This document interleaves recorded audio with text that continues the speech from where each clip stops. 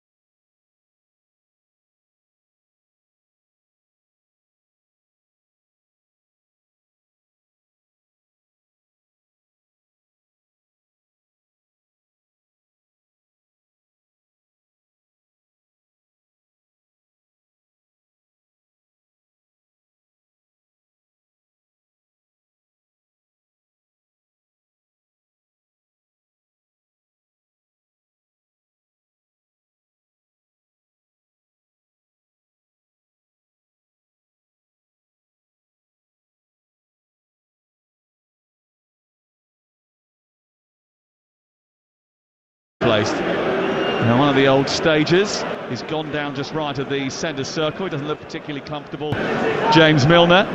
So they may well be forced into a change here, Fabian Hürzeler and his team. Brighton already winners twice. They've never won their opening 3 games of a Premier League season. Hürzeler is the first Brighton boss actually to win his first 2 league games in charge. It's Mickey Adams in 1999. There is an opportunity here for both teams to take a bit of a time-out, Stuart. What will the managers be saying to their sets of players? Well, Brighton's message is this: when we turn the ball over, we have to keep the ball better than we have been doing.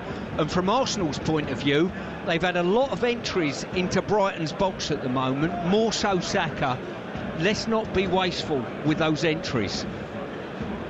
Well, so far we have seen Bukayo Saka test Bart Verbruggen on a couple of occasions. We've seen him get into great positions on that right-hand side, yet they haven't managed to conjure anything.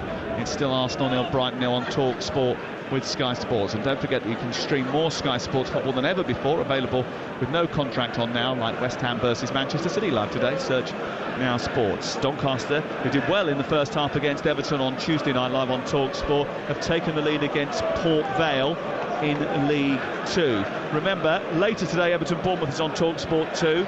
Tomorrow the Sunday session comes live from Old Trafford. Celtic Rangers, Manchester United-Liverpool, Newcastle-Tottenham, Chelsea-Palace, EFL action for you as well. And Sheffield United-Watford, that EFL action is live on TalkSport 2. Milner off and Ayari on. What do you think the problem is there? He has got a little bit of tape down his right thigh, hasn't he, James Milner? Is it his... well, actually, he's strapped up got completely. A hell of a strapping on, so it looks as though he's gone into the game with this problem by the looks of it, and, well, listen, he's not lasted too long, so it's obviously it was a gamble that hasn't paid off for Brighton. Yeah, so Yassine Ayari is on in his place. Had a goal disallowed at Everton, spent last season on loan in the Championship with Coventry and Blackburn. He is a Swedish international, is Ayari. And he's on now after just 18 minutes of the first half. This is TalkSport. And we're back underway with Saka in possession on the right-hand side. 3 or 4 steps inside opposition territory. Ben White sends the ball crossfield from right side to left. It's taken down well by Trossard. He's crossing to the centre. It's met by Ødegaard, who was arriving, but again, just no conviction as he arrived into the box to thrash that home. It was a brilliant crossfield ball by White initially. The return cross by Trossard, equally as good. But Ødegaard, basically free on the edge of the 6-yard box, did not hit it with the required venom. Well, you've hit a nail on the head there. When the ball falls to you, you've got to hit it with some form of violence, as though you mean to score a goal. And it was almost as though, as long as they get a decent contact, the ball will do the rest.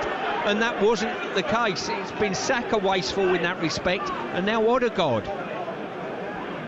Strange, wasn't it? I mean, it almost felt a little bit like he was waiting for the ball to drop in front of him, and it just wouldn't come, and he maybe just got a little bit early with his run, and which is why he had to adjust his body position, and he couldn't get the kind of power that he required behind it, Ødegaard.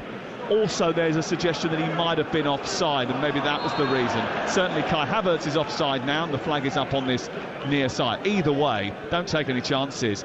Whack it and worry about the rest of it later. I'll tell you what, we've got a fantastic viewpoint here. We're probably 10 metres inside Brighton's half, and we can see right across the line there's 5 Arsenal players in the front line, and players are either coming to feet or alternatively both Ødegaard and Rice looking to spinning behind. What does that do? It pulls the Brighton back 4 around a little bit, so they can able to hit those diagonal balls into either Trossard or Saka. Brighton have got a good record here.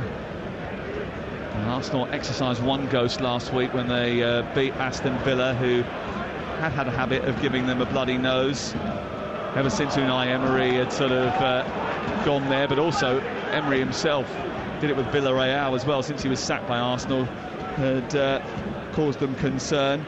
But Ollie Watkins, if he'd had his shooting boots on, might have made things a little bit more uncomfortable at Villa Park last week. There were moments of real concern for them, and there might be a moment of concern here, because Yankuba Minte has just gone rather harshly in on Martin Ødegaard, and Ødegaard has gone up in the air holding his ankle, and he does not look comfortable. No, he's caught him just below the knee actually, and the follow through. Minter's got there first and won the ball fairly, and his follow through's just caught it, Ødegaard with his studs just below his knee. They can be painful, but I think he'll be okay on the back of this. Our cameras are showing pictures in the director's box of Mikel Merino, who scored that wonderful 119th minute goal against Germany for Spain in the quarterfinals of the European Championships. You might remember he jumped up, did the splits, looked like he could have qualified for the Spanish gymnastic team. He was so flexible and powered a header in, but he doesn't look as flexible today. He's sitting in the director's box with his arm in a sling. That was courtesy of a training ground incident with Gabriel on Thursday in his first session. He's going to be out for 5 to 6 weeks. Another new signing is here as well, as we wait for Ødegaard to receive treatment and get play to get back underway. Raheem Sterling up in a corporate box high up above the pitch here, sitting with his family, watching on. I'm sure he got a little bit of sleep after doing all that social media stuff last night. We were speaking to the social media team this morning, and it really was that late, 1:30, 2 o'clock in the morning. They ended up wrapping up last night after eventually getting it over the line. I do wonder about the sensibility of a Friday night before major fixtures on a Saturday, and you've got to deal with incomings, outgoings, when we've had all summer when the window's been open. The whole thing seems crackers, doesn't it? Mikel Arteta referred to it actually as Ødegaard comes off on this near side. Looks like he's going to be able to continue for now anyway. He referred to it yesterday in his press conference saying, look, if everybody in Europe could just agree to do it before the start of the season, I would be well up for that. But there was a year when we decided that we were going to close the window as the season started, and everybody else didn't. So it doesn't really work. Here's Trossard on the near side as we get back underway. Arsenal 0, Brighton 0. It's been a bit of bitty start to the game, but Arsenal do have a corner on this near side, and set pieces were a real weapon for them last season. They scored 22 set piece goals, 16 of them from corners, more than anybody else in the league. Yeah, they certainly got some physical presence about them, Arsenal, in the box. I'm looking here, they've got 5 players gone in the box, all 6'2" plus at least. But what they need, most importantly, is good delivery from Saka. Well, Saka is standing over the ball on this near touchline. The ball is in the quadrant. Ødegaard on the edge of the penalty area, so is Trossard. Gabriel's a real threat, has made a run towards the near post. It goes in towards that near post, but it was a poor delivery by Saka. Back in by Ødegaard, flicked into the air, still loose inside the box. Van Heckel is pushing and pulling. The ball is loose inside the 6-yard box. Verbruggen comes out, gathers it, and then threatened to get rid of it quickly. And actually, if he had have done, Mitoma was speeding away to the halfway line, and Minte over on the right-hand side was an option too. But he delayed, and Arsenal got back and got set. Yeah, Belieber done really well there. Ball bouncing around in the box, just outside the 6-yard box, and he just headed it back over the Arsenal front line, just to his goalkeeper. Once again, poor delivery from Saka from the corner. Here is Mitoma, near side the Brighton left. He wanders into a congested midfield, lifts the ball into the air, drops at the feet of Veltman, then tucked round the corner where it's collected by Danny Welbeck in bright pink boots. He hands it off to Minte. Minte now back to Veltman, who's deep crossed to the far post. He's going towards Mitoma, but Raya comes out, grabs it above the Japanese and pours it into his chest and will clear it away. David Raya, who is one of those new signings, really. I mean, he was on loan last season. He's now permanently an Arsenal player after a transfer this summer from Brentford. And his performances in between the sticks for Arsenal last season have led to Aaron Ramsdale moving on to pastures new. He may well be in the Southampton team today, Aaron Ramsdale. Did you see his unveiling video yesterday? No, I didn't. He was dressed up as Hagrid from Harry Potter. Was he really? Yeah, because he went dressed as Hagrid to support Southampton in the playoff final because his mate David Brooks was in the team at the time. It's beautiful. So he recreated it yesterday. He is a character. He'll certainly give them some personality and leadership at the Marchwood. And he needs to play as well, doesn't he? For his international credentials, if nothing else. Yeah, it wasn't in the England squad, but Lee Carsley announced whilst we were at St George's Park on Thursday. Here is Belieber for Brighton. 0-0 the score. Back to Dunk, who's just short of the centre circle. Looks up, wanders forward. We played 25 minutes on TalkSport. It's been a little bit interrupted, but it's still goalless. Ball down the right side, collected by Ayari. And he then takes it out of play, and it's away for a throw. A little bit of frustration from Fabian Hürzeler, who can be a little bit energetic on the touchline. They looked very good, actually, I thought, in midweek against Crawley. I'm not surprised about that, but he was pretty clear to warn that it would be much harder today. He name-checked Ødegaard. He talked glowingly about Havertz and Saka yesterday. We're going to have to suffer, he said. There will be phases where we have to defend together, but also we've got to try and bring our style of play too. They weathered a bit of an early storm here, Stuart, really, Brighton. I think they've got lucky, if I'm being honest with you. Arsenal have broke into the box on occasion. Saka been the main beneficiary of being wasteful. But Ødegaard as well, great opportunity from about 8 yards out, no contact, and really, I think Brighton have been fortunate. I don't think they played particularly well. They've not kept the ball particularly well in the game. Yep, they've been fortunate to get away with a couple of really good openings, and Havertz and Ødegaard trying to craft another here. Van Hecke comes across and blocks his path to the 18-yard box. It's cleared away by Brighton. Yari searches out Minte on the far side. He holds the ball up, but he's got Timber to deal with. Timber wrestled him to the ground, but Minte kept the ball for Brighton and got it back over on the far side to Veltman. Hinshelwood dropping into midfield and then working it wide from deep to Veltman. From the right back position he moves up towards halfway, then turns and fires it back to Van Hecke. He takes his time to get forward, and then infield it goes to Belabor. 0-0 on TalkSport. Elsewhere in League 2, Gillingham 1-0 up, Port Vale 1-0 down to Doncaster. In League 1, Wycombe lead Blackpool by a goal to 0. In the Championship, 3 fixtures ongoing, but it's now Burnley 1, Blackburn 1 over on TalkSport 2. 2 goals already in that game. Now commentary offering over on TalkSport 2, which you can listen to if you download our app, and you can flick between the 2 stations. I think Stuart and I were both expecting it to be a little bit warmer here today than it is. It's a little bit overcast and grey. The forecast was for sunshine on what is still an August day, the last day of August. And hasn't been a bright start for either of these 2 teams at this moment in time. João Pedro down the left-hand side, trying to get the better of Partey. Does that, gets to the byline, produced the cross, blocked by Saliba, who holds firm, then chases out his deflected block and stops it from going for a corner and puts it out for a throw-in. Good defending by Arsenal. Yeah, both teams, it's this near side of the pitch. Arsenal's attacking right and Brighton's attacking left. The best opportunities for each team are coming from. Arsenal probably will feel as if they should have scored. Hinshelwood's shot from distance takes a block which ricochets it into the path of Mitoma, who moves down the left, gives it to João Pedro. There's 4 waiting in the centre. Dunk now joining the attack. Into the left corner of the field is João Pedro. Pace has slowed a little bit, but Hinshelwood's gone on the outside. They didn't watch his run. His cross is deep towards the far post. It's eluded David Ryan. It has to be tucked behind for the first Brighton corner of the game. And it was Urian Timber at that far post that had to deal with it. And Saka, who just switched off to allow Hinshelwood to go on the outside. I'll tell you what, Sam, both teams and both managers will be a little bit disappointed with how both of their teams have played so far, I think. Yeah, they're not quite up to full tilt, are they? They're not at it, you're right. Here is the corner, far side, to be taken by Minte.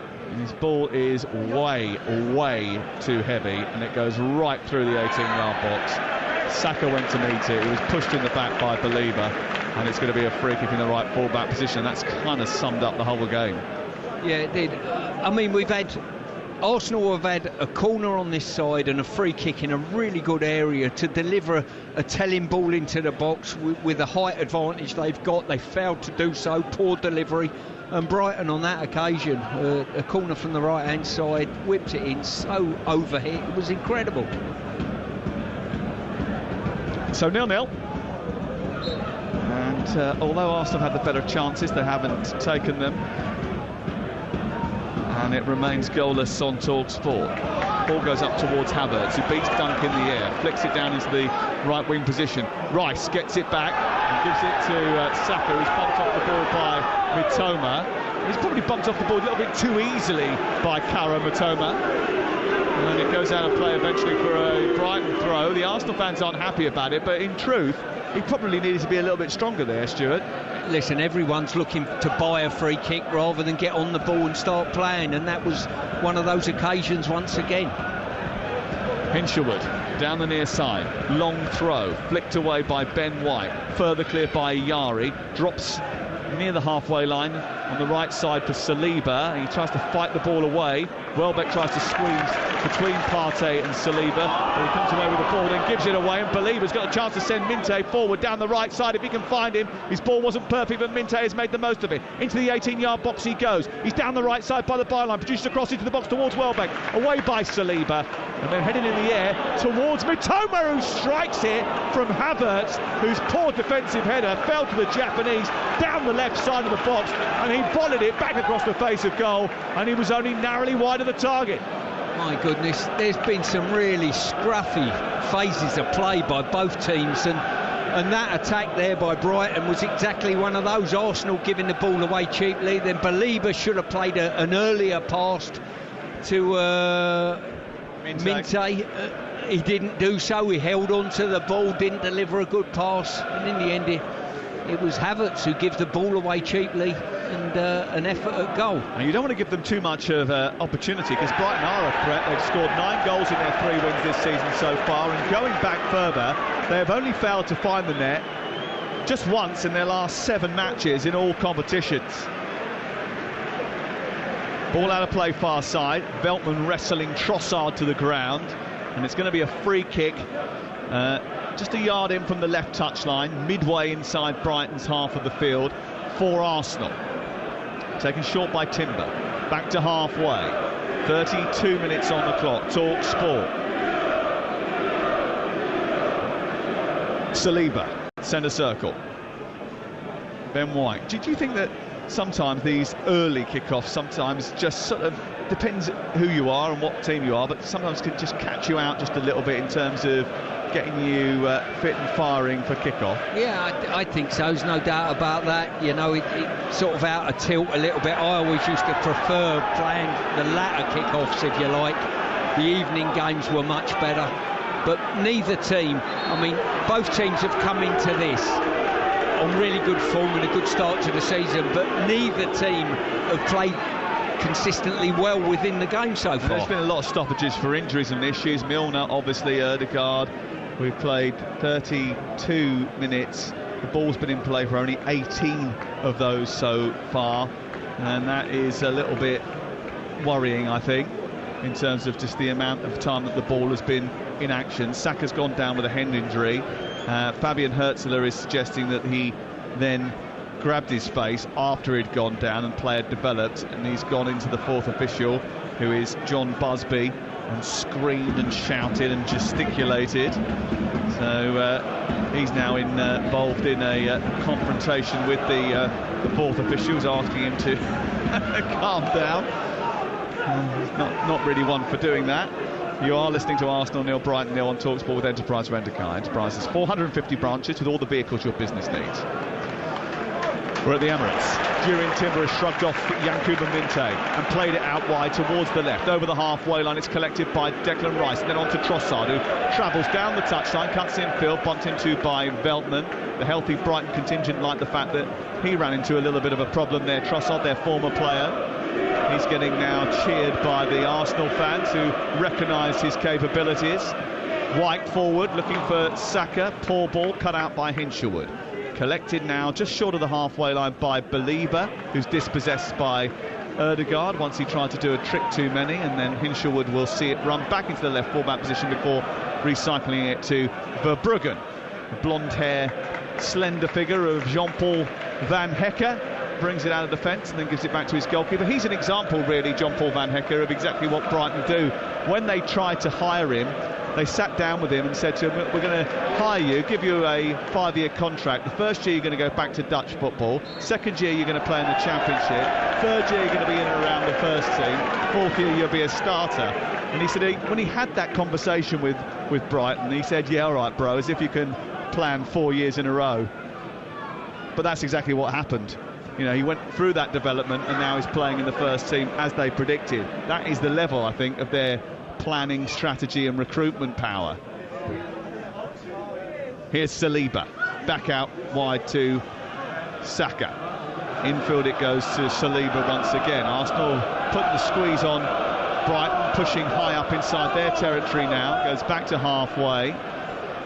And Saliba looks forward, hesitates, turns back. A little bit of frustration from Mikel Arteta. It hasn't been the perfect performance by either of these two teams, and we've played 35 minutes on TalkSport.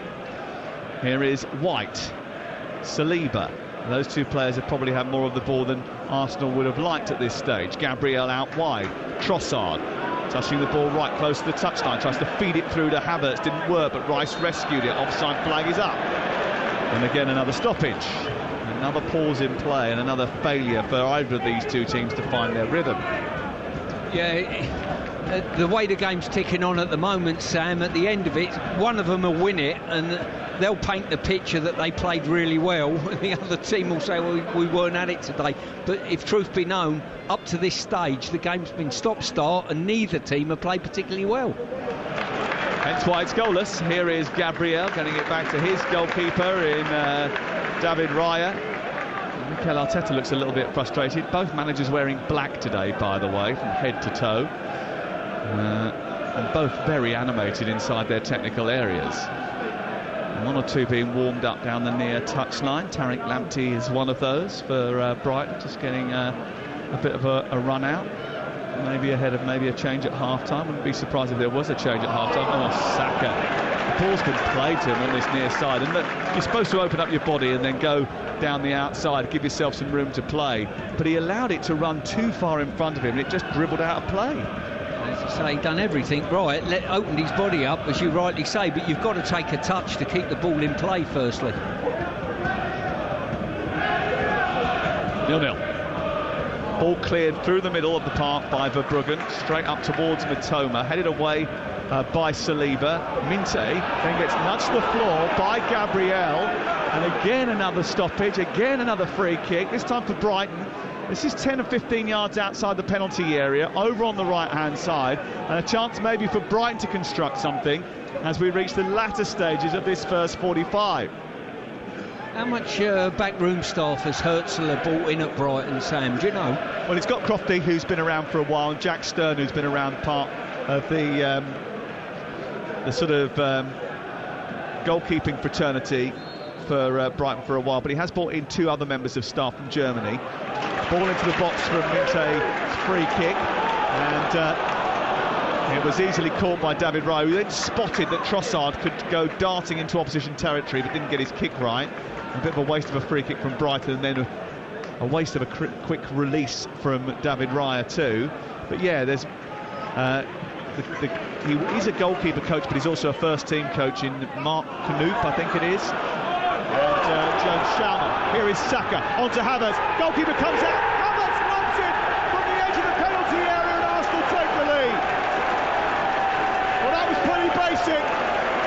Brighton switched off. The ball went through from Saka to Havertz, and Havertz lobbed the advancing Verbruggen. It went over the top of his head and sailed into the empty net, and Arsenal make the breakthrough. Poor defending there by Brighton. A really cheap goal. Long ball, didn't compete for it at the back. Someone nudged off the ball. I think it was Dunk.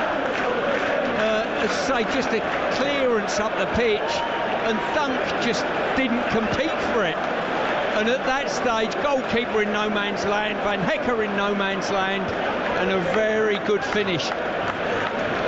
Well, Saka will get the assist, but actually it's all down to the fact that Dunk missed the header. I don't know what Dunk was doing, to be honest with you.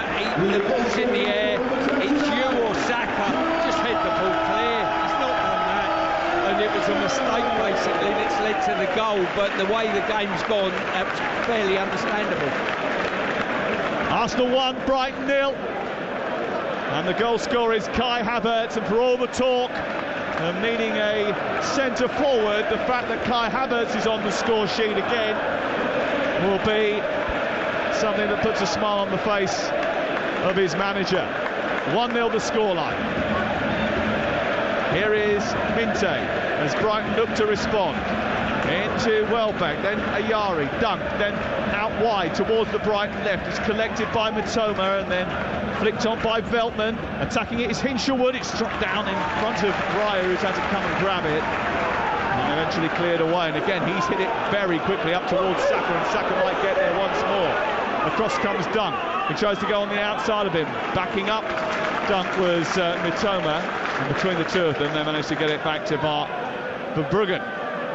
Here is Hinshelwood. He's misfielded it. And it's gone out again on this near side. Ball loose inside the box, and Believer just has to get in front of Havertz before it drops kindly for the German. He goes back to his goalkeeper once again. But Brighton haven't looked very secure at the back. Not at all. No, Arsenal 1, Brighton 0. The latest odds are available at Betfair, the official betting partner of TalkSport's Premier League coverage. Right now, Arsenal are 8-1 on to go and win the game. 22-1 for Brighton to come back and win it. The draw is 7-1. That's all thanks to Betfair, who are paying out winning bets at 90 minutes with 90-minute guarantee. Terms and conditions apply. 18+. BeGambleAware.org. Here's Stuart Pearce. Yeah, as I say, Lewis Dunk, he's just... I don't know what he's trying to do. Long balls have come up to him on a few occasions, namely the goal. And instead of just winning a header and making sure you secure the ball, it's almost as though, well, I'm just going to use my body to bring it down. We can start playing from the back. And he's just been nudged off the ball on 2 or 3 occasions. And on the last of those, it's cost his team a goal. Partey giving the ball away cheaply on the edge of his own penalty area, not once but twice. And Declan Rice is trying to get away, and then he's gone sliding in on Joel Veltman, and that was a really reckless challenge from Declan Rice, who's going to find himself in serious trouble here. Well, the referee's calling him over. The Brighton bench are up. Fabian Herzler is again pointing in the direction of the Arsenal technical area. It was a really reckless challenge from Declan Rice. He was never going to get there, and he's going to go in the yellow card. Yeah, I think this day and age in football, everyone's up, the benches are up, and God knows what else. I think Declan's overstretching for the ball. It's a yellow card, but I don't think his foot was raised in any way, shape or form. No. It's a yellow card, no more. It was a poorly timed challenge by Declan Rice, and I think he's accepted that. And he is the first one to go into the referee's notebook.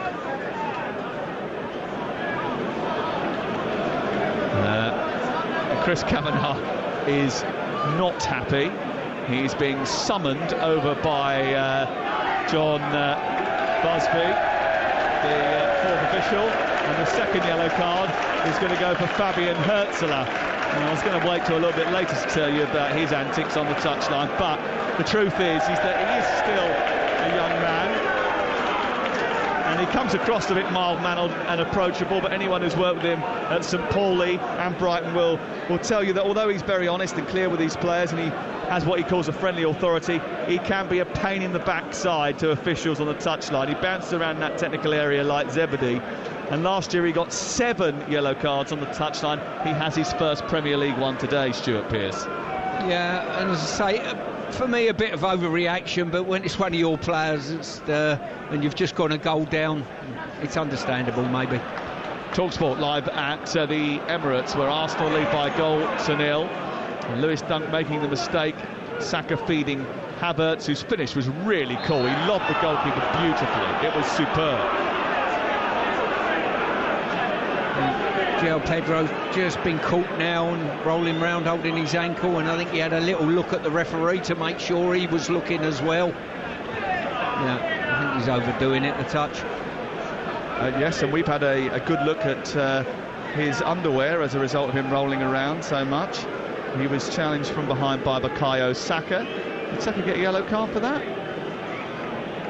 I don't think he did. No, he didn't. And listen, every time you tread on someone's foot, it can't be a yellow card, sir. Here is Hinshelwood's free kick on this near side. The Brighton left. He will float this one in as we approach the final minute of the first half. Hinshelwood floats it deep towards the back post. Dunk coming underneath it. It sort of hit an Arsenal player as it went past. It should be out for a corner, this. And the referee didn't know.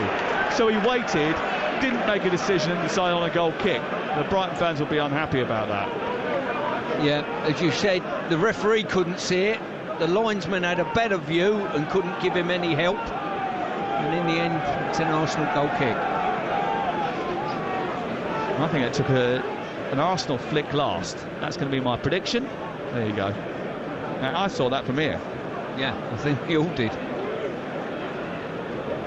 The assistant over on the far side, Richard West, didn't pick that up on this occasion, and it is a goal kick. And again, Fabian Herzler, this time now sitting down and sending Andrew Crofts out to do his talking for him. 4 minutes of added time at the end of the first half. A very interrupted and frustrating first half to watch, really. It certainly hasn't been a clean and fluid game. It's been a little bit clunky, and I suppose the goal sums up the occasion. Arsenal certainly been the better of the two teams, created more of the chances, without doubt. And they got their goal after a mistake from Dunk, which Saka capitalised on, fed Havertz,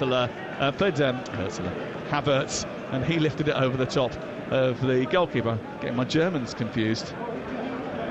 It's a dangerous thing to do, Yes, my friend. It really is. I've heard that. I've heard your tales from the European Championships, Stuart. Here is Van Hecker.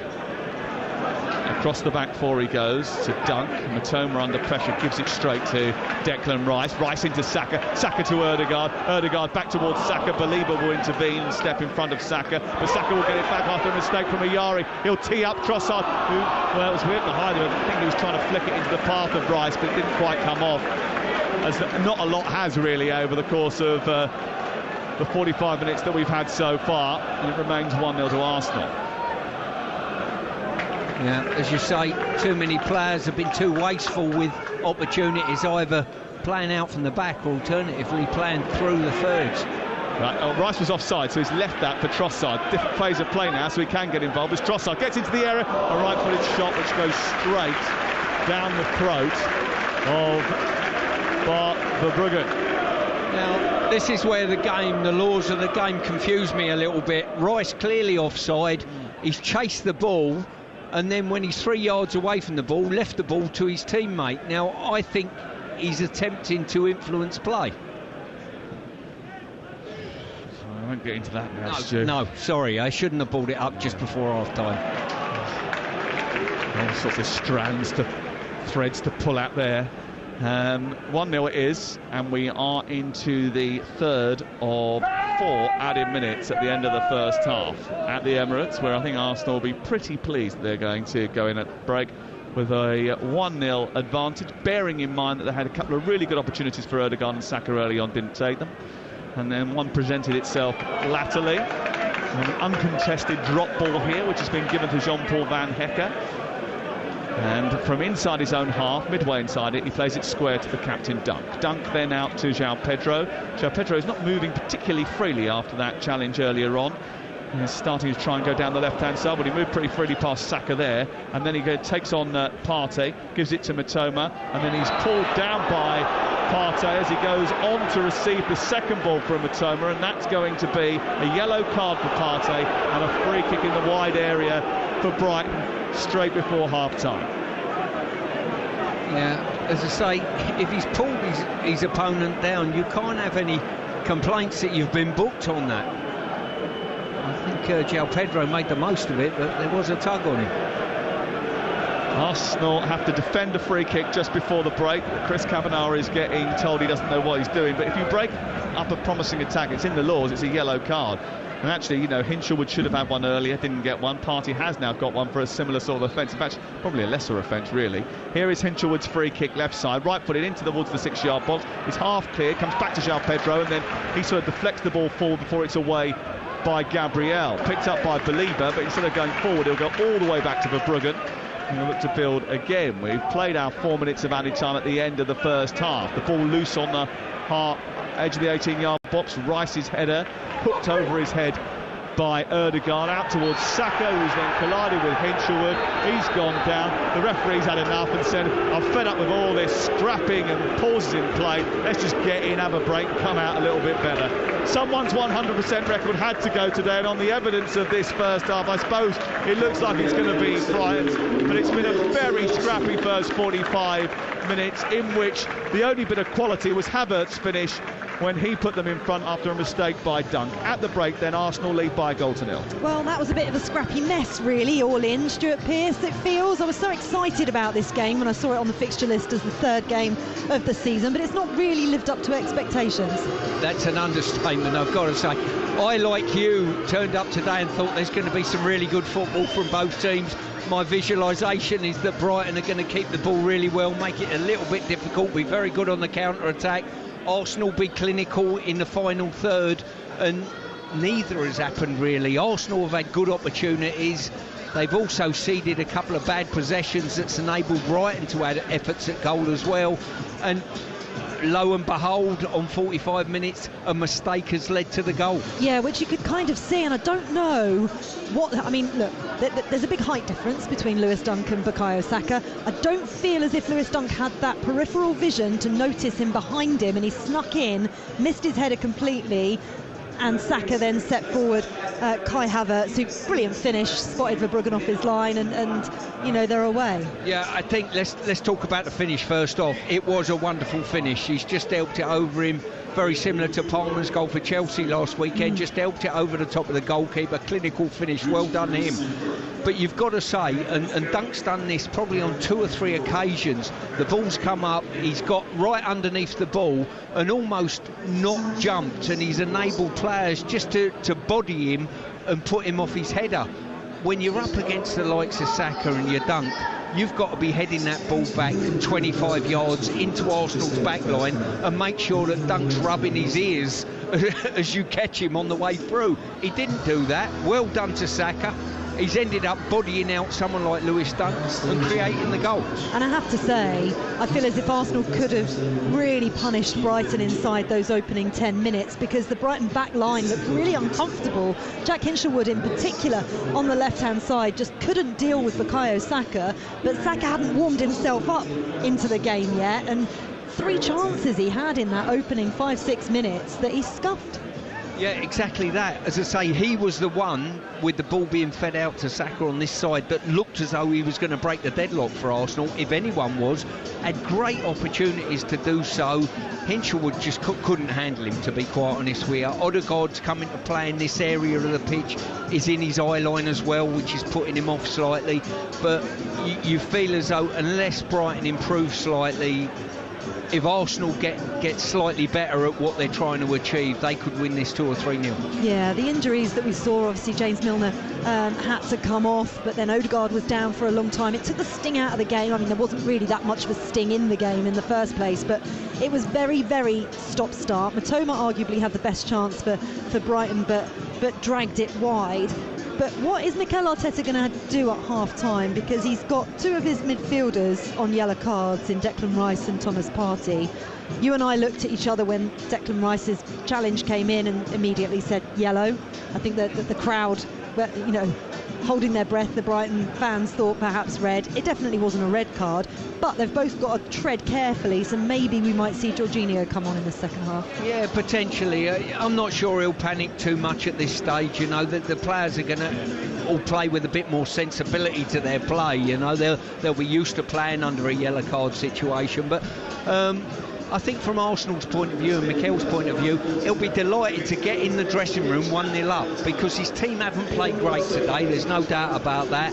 He'll say to his team, he'll probably put one across their bells and say, hey, well done for being 1 up, but we've been a bit wasteful at the back, don't give possession away, and when we get into in and around their box and they'll let you have chances, let's be a little bit more clinical. If they get the second goal, I think the game's done. Yeah, I agree with you on that, but we know the threats that Brighton's attackers pose, and they could get themselves back into it. We will see very shortly. This is Game Day exclusive here on TalkSport. We're at the Emirates for Arsenal-Brighton, but over on TalkSport 2 in the EFL Championship, it's Burnley 1, Blackburn 1. Lyle Foster heading Burnley ahead after 10 minutes, but Andreas Weimann with a long-range effort 13 minutes later has made it honours even in the Lancashire derby at half-time. It's goalless between Cardiff and Middlesbrough, and Coventry and Norwich in the other Championship kickoffs. In League One, it's Blackpool 1, Wycombe 1. Gareth McCleary putting Wycombe ahead before Kyle Joseph equalised on 32 minutes. Rotherham Huddersfield is goalless currently, and then into League 2, Gillingham are a goal up against Chesterfield thanks to Robbie McKenzie, and Port Vale and Doncaster is 1-1 currently.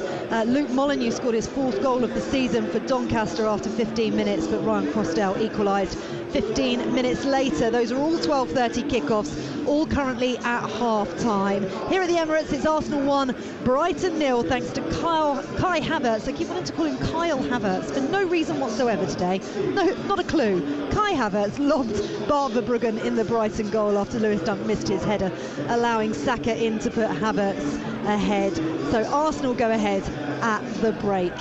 Second half action here at the Emirates coming next. Game Day exclusive on TalkSport with Enterprise Rent-A-Car. Enterprise has vans of all shapes and sizes, so if you've got a plan, we've got a van. Settle down for a night of crime. Witness a heist. Follow a car chase. Eat too much popcorn. Meet a mafia boss. Join in on a bank robbery. Think about making a cup of tea. Be too comfortable to get up. For less. Selected IKEA sofas are now at a new lower price, along with thousands of other products. IKEA, the wonderful everyday. A new football season, and at Betfair, we're here for those who see things differently. Those who see the new players, new managers, new tactics, and see new opportunities. And you can capitalise on the opportunities by building the bet you want, with a completely free ACCA or bet builder available on football this weekend. Betfair. Play different. Opt-in and previous deposit required. Max free bet varies from £1 to £10 per customer. Minimum odds of 1.5 on minimum one leg. T's and C's apply. 18 plus. BeGambleAware.org. You don't just check in to a village hotel. You work out. You jump in. You play on. You tuck in. And drink up. Village Hotels. 33 locations with everything under one roof. A huge gym with pool and great membership opportunities. And a buzzing pub and grill with delicious food, ice-cold beers and live sport. Check out villagehotels.com and work out, stay, meet and play. Now that football is back, you're going to want to follow every kick, goal, card and transfer as soon as it happens. So from Ipswich back in the big time, to Villa in the Champions League, and City going for 5 in a row, you know where to go. Follow it all at thesun.co.uk. Screwfix Sprint delivers from store to door in 60 minutes or less. So, whatever the job, you can do it with less hassle and more hustle. Less pausing and more pressing on. So don't break your stride. Screwfix Sprint. Order now exclusively on a Screwfix app. £5 delivery charge, no minimum spend. Don't stop. Sprint. Conditions and geographical restrictions apply. Selected products. It's our 50th birthday, and the one and only Double Big Mac is back at McDonald's. Hang on, I know the moves to this one. Make space! McDonald's 50th birthday! You're all invited! Until 3rd of September, from 11 a.m, participating restaurants only, subject to availability. We all fantasize about our perfect home. Watching the big game, cozied up in the snug. Another 7-0 win! Balmy summer nights with the kids playing on the lawn. We're playing real-life football! But come on, this isn't real. Listen, if you're serious about making your fantasy a reality, find out what your home is worth instantly with a free online valuation estimate. Get real about moving. Get on the market. Most common time to obtain an online quote between 1st of April 2024 and 30th of June 2024 was under 3 minutes. Excludes Northern Ireland. Game day exclusive on TalkSport with Sky Sports. Stream more Sky Sports football than ever before. Available with no contract on now. Like West Ham versus Man City live today. Search Now Sports. 18 plus. Stream via internet. Terms apply. Game day. Live football as intense as we can legally broadcast it. And he whips it in the near post. Game day exclusive on TalkSport. This is Game Day exclusive on TalkSport. Faker Others with you. Thank you for your company this lunchtime. Second half of Arsenal-Brighton coming up shortly. Arsenal leading by a goal to nil if you're just joining us, thanks to Kai Havertz. 38th-minute goal gifted to him after a mistake from Lewis Dunk. So what has that done to the odds? Let's find out and get the latest from Betfair, the official betting partner of TalkSport's Premier League coverage. Odds update on TalkSport with Betfair. Play different this August with a completely free ACCA or bet builder each weekend on football. Opt-in and previous deposit required. Max free bet varies from £1 to £10 per customer. Minimum odds and terms and conditions apply. 18 plus. GambleAware.org. James Mackey from Betfair is back with us. Well, how's that done? What's that done to the odds, James? Yeah, Arsenal were extremely bright, weren't they, in that first 10 minutes, and then they made the pressure tell with Havertz, lovely lob finish. 1-0 up there, 2-15, odds on favourites to take all 3 points on the Betfair Sportsbook. That goal's really hurt Brighton. They were just starting to get a foothold into the game deep into the first half. They're now 22-1 to win the game in the final 45 minutes. And if Brighton can get one back and it finishes in a draw, You can currently back that at 6-1. Look at some of the player markets for the second half, and Kai Havertz got the ball rolling for Arsenal, didn't he, with another goal at the Emirates. He's 13-5 to add a second goal in the second half. Saka's been the bright spot for Arsenal, as ever, in the opening 45 minutes, with 2 shots on target already. He's 11-4 to score any time. Arsenal skipper Odegaard, he's been influential, linking up with Saka, making those late runs into the box. He has a shot on target, and he's 7-2 to score any time. And just for Brighton, they found it tough going, but for Matoma, he's started to get involved more down that left-hand side for the Seagulls, and he's 4-1 to score or assist in the second half. Just on the charity bet, Faye, one leg is in with Saka having 2 shots already in the second half. We need both teams to score and Arsenal to take all 3 points to land the bet builder. Brilliant stuff. Thank you very much, James. That odds update, all thanks to Betfair, returns accurate as of 10 minutes ago. For verification, see betfair.com. Over 18s only. Conditions apply. Go to begambleaware.org. Odds update on TalkSport with Betfair. Play different this August with a completely free ACCA or bet builder each weekend on football. Opt-in and previous deposit required. Max free bet varies from £1 to £10 per customer. Minimum odds and terms and conditions apply. 18+, gambleaware.org. Let's check in on the golf and get an update from the British Masters with TalkSport's Rupert Bell. Well, Tyrrell Hatton didn't get off to the start he wanted when starting this third round at 10 under par. Dropped a shot at the first hole to lose the lead, but he did respond with a birdie at the third hole to get back to his starting point. He's level par through 4 holes of his round. The lead is currently held by this South African Brandon Stone, former winner of the Scottish Open. A spectacular eagle from the 31-year-old put him at 11 under par. He's playing the 6th hole, and he is 1 clear of Tyrrell Hatton and Nicholas Norgard, the Dane. Thank you very much, Rupert. To the cricket now, and an update from the Test match at Lord's. Lunch on day 3, England against Sri Lanka. John Norman's there for TalkSport. Yeah, well, the brass band play in front of me, champagne corks popping out onto the outfield. It's got to be Lord's, right? England have moved along the declaration, surely only an hour or 2 away. They lead by 390 runs now at lunch. They started the day 231 runs ahead of Sri Lanka, who look a beaten side. 3 wickets falling in the session.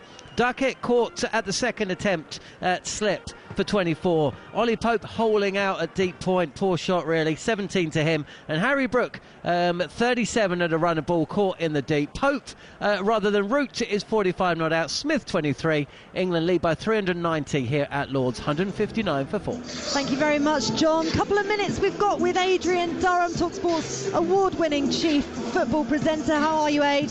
Award-winning Baker Others, I'm absolutely fine. In fact, I'm happy, so happy to be here. I'm at Ipswich Fulham today. Fulham obviously nicked Reece Nelson off Ipswich in the dying moments of the window last night, so there'll be a bit of ill feeling, but we're right above the halfway line at Portman Road. The atmosphere is going to be sensational, and as ever on a Saturday afternoon, we go around the grounds in the Premier League and the Championship. All the goals as they go in from League 1, League 2, National League and the top 2 divisions in Scotland. It's what you need on a Saturday afternoon, and we have the only classified check after 5 o'clock. All the results for you.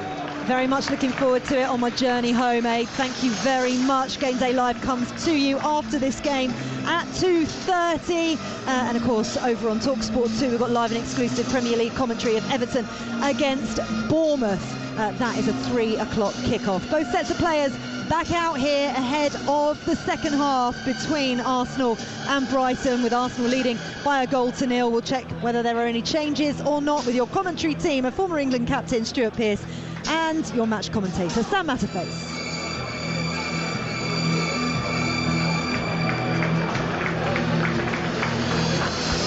Sam does not have his headphones on, in fact. I thought he was Sam. Sam doesn't want to commentate for the next 45. I mean, I can give it a shot. Started, yeah, has it? Sorry, I was just checking about my place in the Oasis queue. Listen, you like to have a little bit of time to update everybody on what's going on, and it's about to kick off. And we are just about to get underway with red shirts, white shorts and white sleeves of Arsenal attacking the goal away to our left in the second half, and all yellow Brighton and Hove Albion attacking the goal away to our right-hand side. Brighton have got a good record against Arsenal, 5 wins in 14 Premier League games, a run of victories that had even Mikel Arteta pulling out his very neatly shaped, dark, shiny black hair. We are yet to have a change in the game, apart from the one we had in the first half when Milner had to be replaced early on. But Arsenal on the attack with Jurrien Timber, played in by Rice, gets it back to Rice. Rice thrashes it through the 6-yard box, and it's flicked over the top by Jack Hinshelwood, and it's out for a corner, the first of the second half. Yeah, good opportunity there. And as I say, the deflection just took it behind, fortunately. Was it a poor shot? I'm not sure it was on target. I think it was flashing past the far post, personally. Because he had time, didn't he? I mean, he's inside the box there. And it was just, maybe Van Hecker was being a little bit of a nuisance for him, but they have won a corner anyway. And we'll go through the 2-11s in just a second. This is Talk Sport. And the corner is about to be floated in from the near side by Rice towards the far post. It's a deep one, and arriving was Gabriel once again to try and get on the end of it. And he sends it over the top of the crossbar and out for a goal kick away to our left-hand side. But they are such a pain in the backside from these corners and set pieces, Arsenal, and were especially last season. The two teams then look like this. Raya is the goalkeeper for Arsenal. Dear. White, Saliba, Gabriel and Timber the back four.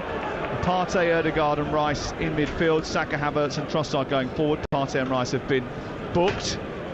Arsenal closing down high up the pitch have stopped Brighton from playing out from the back, and it goes out on the near side for a throw-in.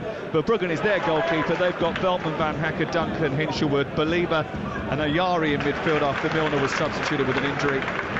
Minte, João Pedro and Matoma behind Welbeck in attack. Hinshelwood actually, who started the game, getting caught in a bit of a tight spot with Saka every time he was attacked down that right-hand side. Seemed to get to grips with him the longer the half went on. As I mentioned, that was a similar sort of tale of the tape that he encountered at Goodison Park on the opening weekend of the season. Havertz back out to Rice, down by the quadrant of the corner flag that Arsenal are attacking down the left-hand side. Rice couldn't get it in, and then Veltman is kicked out at Rice. Rice has gone down. Didn't realise that pantomime season had already started. It was a little bit theatrical from Declan, and Veltman's playing the baddie. Please don't send him off for this. This is brilliant. Sort this one out, referee. It's a free kick. Declan Rice has given the free kick away. He stood a yard away from the ball. He's not got out the way. The Brighton players decided to have a swing at a quick free kick, allegedly, and just booted Declan Rice. It's a really difficult one.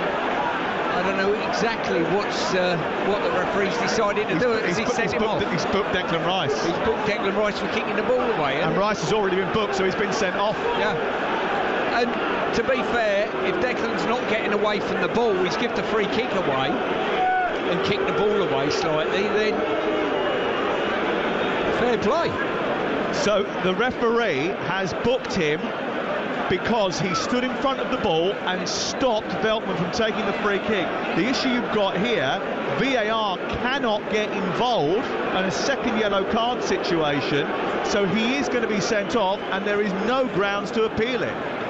Right, Declan Rice has give a free kick away, and then he did kick the ball away. As the free kick is about to be taken, he's kicked the ball away. It is a yellow card. And as a result of that, he is going to miss the North London derby straight after the international break. He'll feel aggrieved because he don't think that it was a free kick in the first place, I think. But the bottom line is, players don't get away from the ball if a free kick's been given. He's got to retreat from the ball. He didn't do that, and he kicked the ball away as it was going to be taken. So I don't think you can have any complaints. Well, he's sent off after 49 minutes, and that's going to change the dynamic of the game, because Arsenal now play a light, and they'll play a light in the midfield area. The fourth official now being spoken to by Declan Rice. Rice can't believe it. Arteta's not happy. Was there another course of action there for the referee, just to keep the lid on things, or was it the right decision? Well, he could have put his head in the sand and turned round and done nothing and kept the player on the pitch. But why should he? He's not on the pitch to make friends with people. He's on the pitch to implement the laws of the game. Here is Welbeck. I mean, he might argue, Declan Rice, that he wasn't blocking the free kick, but he did kick the ball away, and ultimately we have been told if you do that, you're going to get a yellow card. I mean, the second caution was apparently for a foul tackle. I'm not sure. Was that the case? I don't know. Either way, we will, I'm sure, get it told to us later on.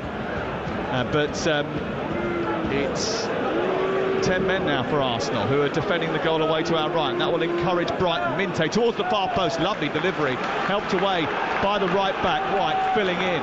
Now, as a result of this, Ødegaard's going to have to drop a little bit deeper, and I think Trossard and also Saka might come a little bit more narrow. Might even be a 4-4-1 when they haven't got the ball here for Arsenal. Here is Van Hecke. Brighton are very good at keeping the ball as well, Stuart, so it's going to be a test. It certainly is, but they've got this goal advantage at present. Brighton haven't been great, I've got to say, so far in the game, but they've been offered a lifeline, Brighton. Havertz wins the ball from Belieber and then manages to nudge it out towards the near touchline where he finds Trossard. Trossard gets it into Havertz. Havertz is immediately crowded out by Yari. Belieber apologises for giving the ball away in the first place, and the ball goes back to the goalkeeper. It's 1-0 to the Arsenal. And Declan Rice has been sent off for 2 bookable offences. Stuart and I were both looking at each other as if to say, what is going on here when that yellow card came out? Because it was just unnecessary. Here's Matoma, into the box he goes with his delivery, comes back out to Veltman. Veltman turns it onto his right foot, from his left, shoots, it's blocked, comes back to Belieber, he cracks it at Havertz, and Arsenal are under the pump here, and Brighton are turning up the heat. 1-0 to Arsenal, but Arsenal on the back foot after sending off of Declan Rice. Dunk out wide towards the left. João Pedro takes it on, tries to get into the penalty area. Back to Matoma again. Hinshelwood clips the ball up. Oh, and then David Raya fumbles it, and no one was paying any attention. And he was fortunate that they weren't, because he was able to smother it the second time of asking. I think he knew exactly what he was doing, just playing for time there, not picking it up and gathering the ball, just chested it down, and obviously running the clock down is a big thing now for Arsenal. Ryan smacks it upfield. The referee getting a little bit of attention from the Arsenal faithful. It's not pleasant attention.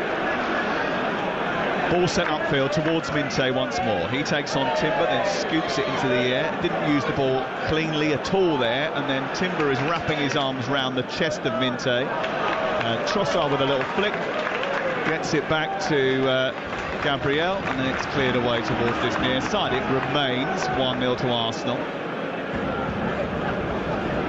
Brighton will feel they've got to take this opportunity that's now presented itself. Well, certainly have. I mean, they've come into the game with 6 points. They've not played particularly well in the game. Arsenal squandered some chances in the first half, but winning a goal up, and you thought, well, come on Arsenal, you're going to raise the game in the second half, and all of a sudden the game's changed absolutely, totally on its head, and Brighton have got a real opportunity of having, well, got a chance of starting the season in a really strong vein. Well, Herzler will gamble like he did at the end of last week's game if he feels he can win the match. And he does have, because of the recruitment that they've done, lots of competition for places at the top end of the pitch. Jorginho Ruter is available off the bench, so is Adingra as well. He's made an impact off the bench in the last 2 games, Simon Adingra, and may well similarly feel as if he can do so today. Arsenal trying to clear from the edge of their own penalty area, can't get it out. And back it comes with Brighton. Ayari into Belieber. Belieber sends it long and out wide towards the right. Minte in an offside position, unnecessarily so. And a free kick has been given to Arsenal, and that will take the pressure off for a couple of seconds at least. They're warming up substitutes away to our left here. Arsenal, Martinelli, Jorginho, Zinchenko. Calafiori is also warming up away to our left-hand side. They might be thinking about making a change. It's Arsenal 1, Brighton 0 in the Championship. Burnley 1, Blackburn 1, Cardiff 0, Middlesbrough 1. Middlesbrough just getting on the score sheet there after a real tough midweek. They lost 5-0 at home to Stoke in the Carabao Cup. Cardiff started the day bottom of the table. Coventry 0, Norwich 1. Norwich yet to win a league game this season, bashed up by Palace in midweek, are winning away at Coventry. And in League 1, it's Blackpool 1, Wycombe 1, Rotherham 0, Huddersfield 0, Gillingham 1, Chesterfield 0, Port Vale 1, Doncaster Rovers 2. This is Talk Sport. And from, by the way, the restart of play that I last described, we've moved 10 yards up the pitch and Arsenal have a throw-in, because they are quite determined now to delay everything, take their time, and try and just take the sting out of what has been a response to Brighton's advantage in terms of numbers of men on the pitch. We've just seen a replay again of the Declan Rice, Joel Veltman situation. It was a bit cute for that from Veltman, really, wasn't it? An inexperienced player. He was trying to engineer an infringement from Declan Rice, and it worked. Well, it certainly did that, and as I say, it might have changed the game, but as you mentioned before the game, Sam, Arsenal have got a wonderful defensive record, you know, and they're going to have to lean on that now for the rest of the game. Yeah, yet to concede so far this season. Ball sent long by Raya from deep inside his own 18-yard box, up towards Havertz. Van Hecker away. They're going to make a change here. It'll be interesting to see what happens. Whether they push Jurrien Timber into midfield and then bring Calafiori on at left back. That might be an option. They might take one of the forward players off, in which case I suppose it was going to be Trossard. Because I think Havertz gives them more of an outball with his height. Timber throws the ball down the touchline, headed away. Comes back into midfield, Minte sends it to Brighton's Mitoma, and then it's very congested in the middle of the park. And then Timber runs back into his back position. Calafiori stripped and ready for action. The Italian who played in the European Championships. Here is Minte running through the centre. He's got the better of Gabriel. He's one-on-one with Raya. He shoots. It goes back to João Pedro. Off of Raya. And João Pedro tucks it home. And he's on the score sheet again. Arsenal breach for the first time this season. And after Brighton terrorised Ten Hag last weekend, now they're at it again with Arteta and Arsenal. João Pedro scores. Arsenal pegged back, Brighton level 1-1. Well, it certainly turned this game on its head there. Great through ball, bisected the two central defenders for Arsenal. Neither of them dealt with it. Shot was got away, and when it fell back from Reyes Paré, great finish. Tucked it in very, very well, João Pedro. Well, it was Dunk who slid the ball forward. It was one straight ball through the middle of the park. Gabriel should have done better. He didn't get there. Minte beat him to it. Took a touch, slipped it towards the goalkeeper. He was one-on-one with Raya. Actually, he probably should have scored himself, but Raya made a good save. Last week when Raya made that worldie from Watkins, he got up so quick to stop it, but this time João Pedro put it underneath the diving Raya as he got back to his feet and equalised for Fabian Hürzeler's men. Well, Brighton all fancy their chances, not just getting a point now, coming away from the Emirates with all three, I would say. 20 goals last season for João Pedro. He became the first player to do that in a season in all competitions for Brighton since Glenn Murray. And he has started this season in a great vein of form. And now there is work to do for Arsenal. Well, let's go off to Portman Road because we've got our first team news piece from our 3 o'clock kickoffs. We'll be going round the grounds with Adrian Durham, who is based at Portman Road alongside Mike Stewart.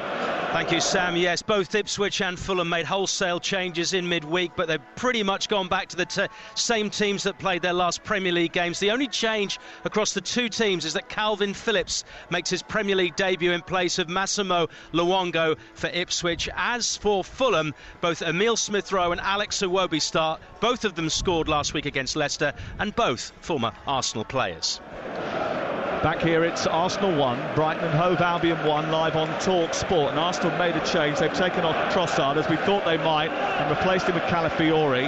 But they've gone to a back 5, Stuart Pearce, a sort of 5-2-2 formation. And I just wonder whether or not that was the right change when they were leading 1-0. It might not be the right change now. We'll get there in just a second, because Hinshelwood has got the ball for Brighton. Inviting pressure now. Space for Ayari. Edge of the box. Right-footed shot. Blocked by Gabriel. Back in by Ayari. Overhead kick incoming. But Jack Hinshelwood got in João Pedro's way and headed the ball behind. Stuart Pearce, your reaction to that change? Yeah, I think you could be right. It seems as though Arteta had it on his mind to make that change and go to a back 5. Timber just tucking in one. Calafiori just dropping in as a left back, but in a 5 as such. And then, as I say, it's almost 5-3-1 or 5-2-2, whichever way you look at it. But whether that is the right thing to do at this stage, time will tell. Well, James Ward-Prowse and Benfica centre-back Morato came in on deadline day for Nuno Espirito Santo, but who has he picked for the visit of the weary Wolves? Adam Bridge. Neither registered in time, Sam, so they're unchanged after that win over Saints last weekend. As for Wolves, 3 changes from the loss against Chelsea, a debut for Sam Johnson in goal, Semedo's back from suspension and Dawson starts. Their new signing is eligible. Andre is on the bench for Wolves. Villa did their business pretty early in the window. Leicester got Odsonne Edouard in very late. He can't play today, but who can, Jeff Peters? Yeah, Akoli, Skip and Ayew make their first league starts for Leicester. Of this week's signings, El Khanous is on the bench, but quite rightly Edouard didn't register in time. 20-year-old Dutch defender Lamar Bogard makes his first Premier League start for Villa, in for the injured Matty Cash. TalkSport live at the Emirates Stadium, where it's finally poised. Arsenal 1, Brighton 1. Declan Rice sent off for 2 bookable offences. And Brighton have a man advantage, and they're back on the score sheet with João Pedro. And I was speaking to a member of the Brighton staff at half-time who said he thought there was something in it for Brighton. He might well be right. Ayari's allowed the ball to run through to Welbeck. Van Hecke thought he was fouled by Havertz just before that. Hertzler is absolutely furious. He's having a go at the assistant on this near side. He's now getting some serious treatment from the Arsenal fans. He's not endearing himself to them. Meanwhile, João Pedro is skating down the left-hand side and going in between 2 Arsenal players. Jack Hinshelwood plays it out further wide to Mitoma. Mitoma back to Hinshelwood, edge of the Arsenal penalty area. All the football being played in the Arsenal half at this moment in time. Brighton very much on top. Mitoma trying to get past Ben White. White does brilliantly, looks to try and play it down a touchline. There's nowhere to go for Arsenal. What's happening down on TalkSport 2 today? We've got live commentary from Goodison Park. Iliman Ndiaye was the star for Everton in midweek. Does he start today against Bournemouth, Ian Danter? He does indeed, Sam. There's 1 or 2 changes from the Premier League defeat at Spurs. The other Everton change sees Seamus Coleman also come in for Dixon at the back. For Bournemouth, their only change from the draw against Newcastle last Sunday in the Prem is a change in goal. Kepa Arrizabalaga, on loan from Chelsea, gets a start, with Neto having left for Arsenal. On TalkSport 2 at 3 o'clock, it's Everton against Bournemouth. Down to 10 men, Blackburn, after one of their players, 2 yellow cards. It's 1-1 in the Lancashire derby. Over on TalkSport 2 at this moment in time. It's 1-1 here as Mitoma gets down the outside, plays the ball across into the 6-yard box. It comes off Welbeck off the goalkeeper, and then it hits Ben White and goes behind and away for a corner. That the Arsenal goal might have to lead a bit of a charmed life if they're to escape here with anything, Stuart Pearce, because at the moment they're under the cosh. They've taken it short and quick here, the corner. Brighton to Ayari and then to João Pedro. Back to Hinshelwood, who's crossing to the boxes, straight into the arms of David Raya. Here's the former England captain, Stuart Pearce. Yeah, you asked a question a few minutes ago about, Calafiori coming on and this formation change of Arsenal. Would it be of a benefit?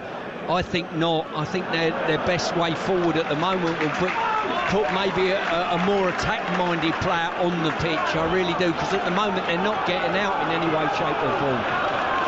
Well, they've got the chance to break now. Down the right with Kai Havertz, moving towards the edge of the penalty area, runs into a congested 18-yard box, loses the ball. João Pedro then runs into Saliba, who brushes him off the ball, goes wide into an advanced position, gets it back to Ødegaard, surrounded by 3 yellow shirts, gets to the byline, low cross into the box, and it's too far in front of Havertz. There's no one there to capitalise. It's away by Van Hecke and out for a throw-in over on the far side. 1-1. And certainly it spiced up the crowd, the sending off of Declan Rice, and it's going to be a long final 25 minutes, I think, for Arsenal.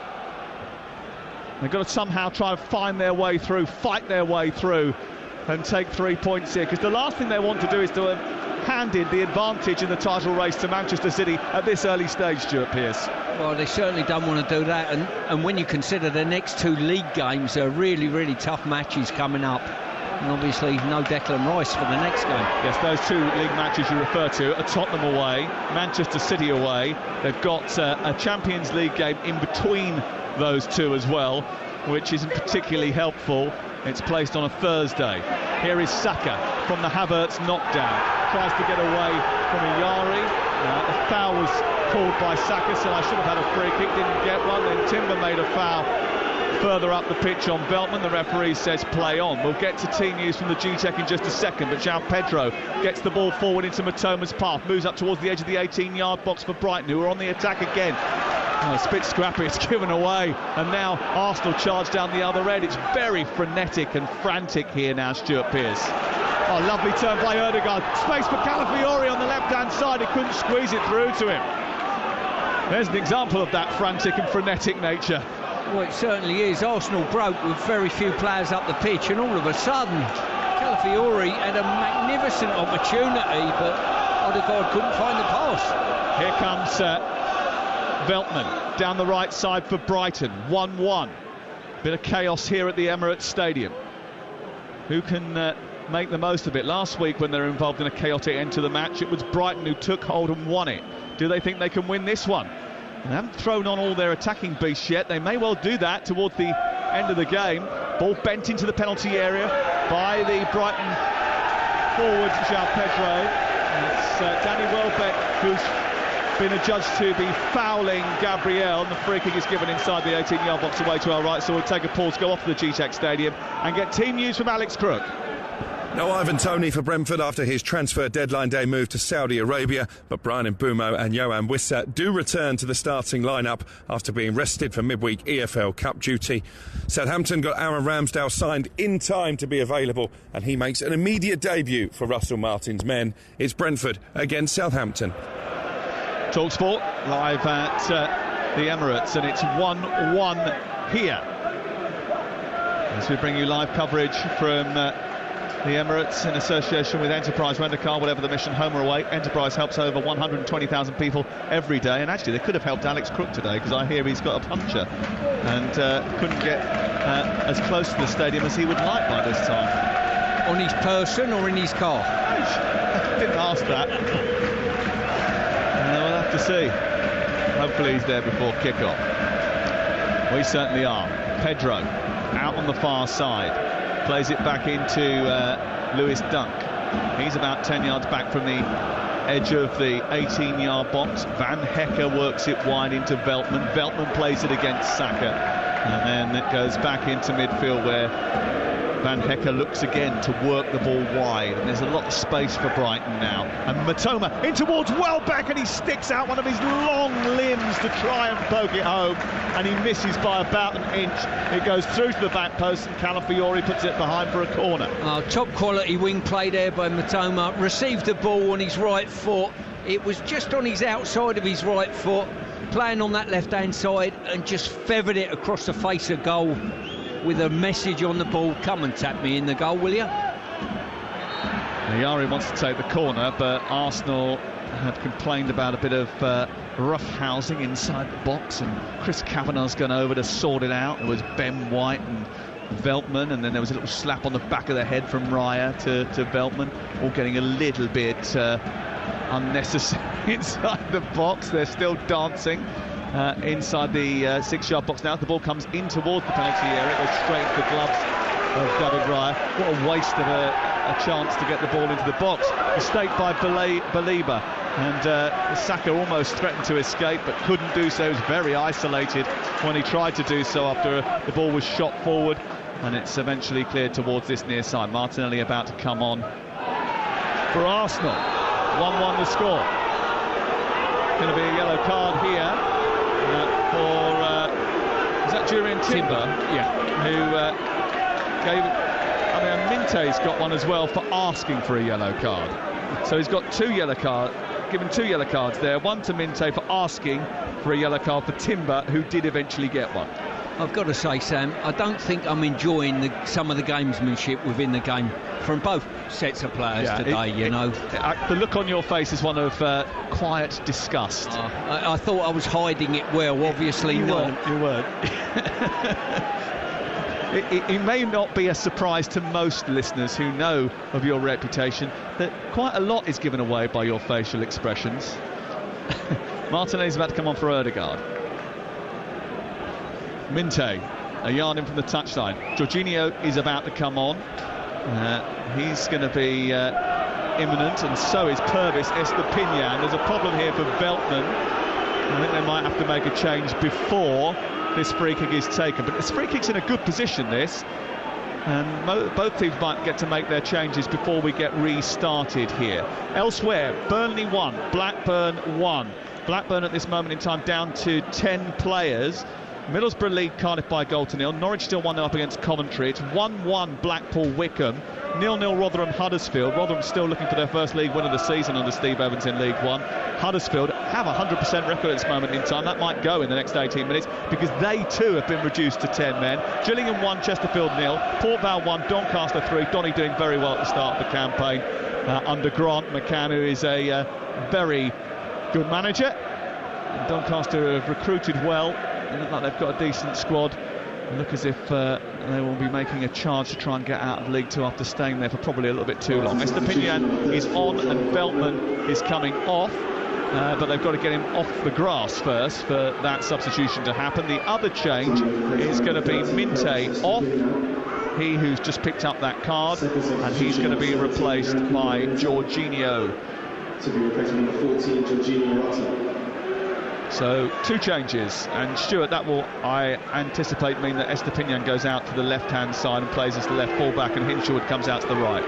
Yeah, and as I say, they're just trying to look for that formula to unlock Arsenal at this moment in time. They've got all the ball, all the possession, all the territory, and just waiting for that little spark to unlock it. At this moment in time, Matomo looks as though he is the one that might do that if they can feed him. Well, Estepinian has gone straight over to take the set piece, and then Jack Hinshelwood has then decided that he's going to take it, so Estepinian's gone into the middle. Hinshelwood's nicked a yard. That's upset the Arsenal fans. He's delivered the ball into the box, though. Welbeck's got above every Arsenal defender, but probably underneath the ball a bit too much and directed the header over the top of the crossbar. Yeah, decent ball into the box. Good swaz away from the goalkeeper, tempted him out, but just couldn't get above it and direct his header.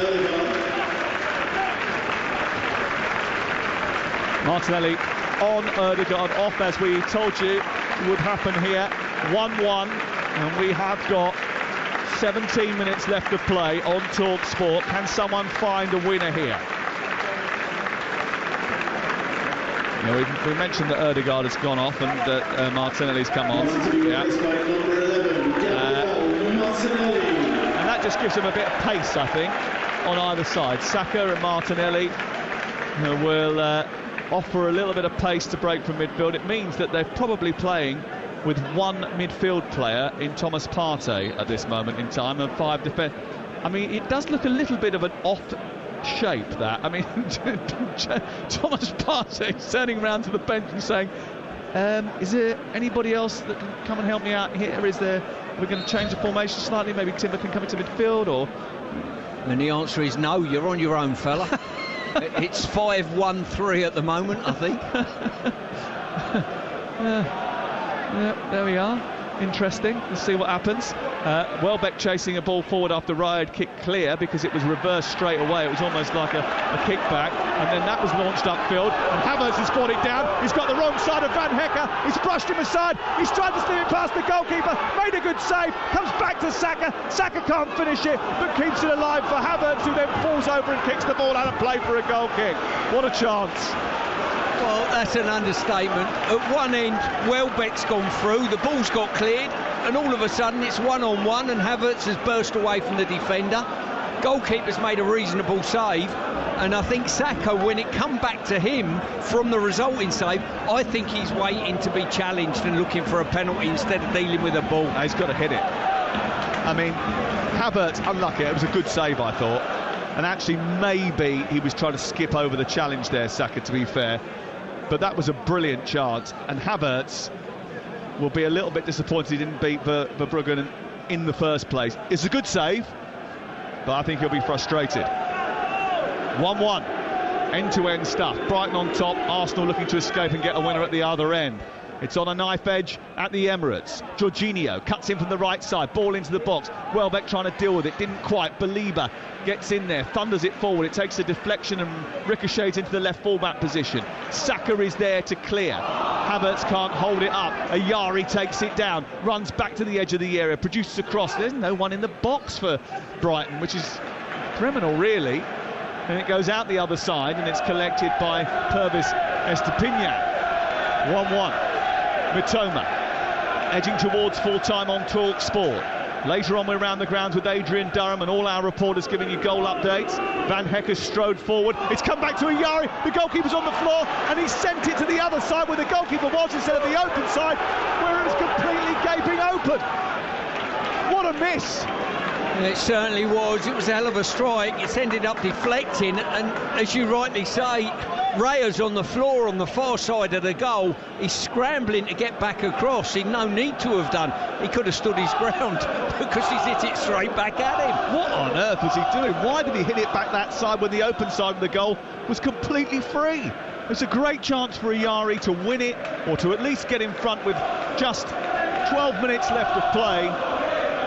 And he's turned it down, he's spurned the opportunity, and Brighton have given the ball back to Arsenal. Martinelli has it, back to Partey. Partey clicks clear, down the right, and Havertz has got Saka steaming through the centre. Havertz, can he produce the ball? Saka stretches, gets there, but the goalkeeper comes across and he didn't get enough on it. And Verbruggen stops it from going in the goal.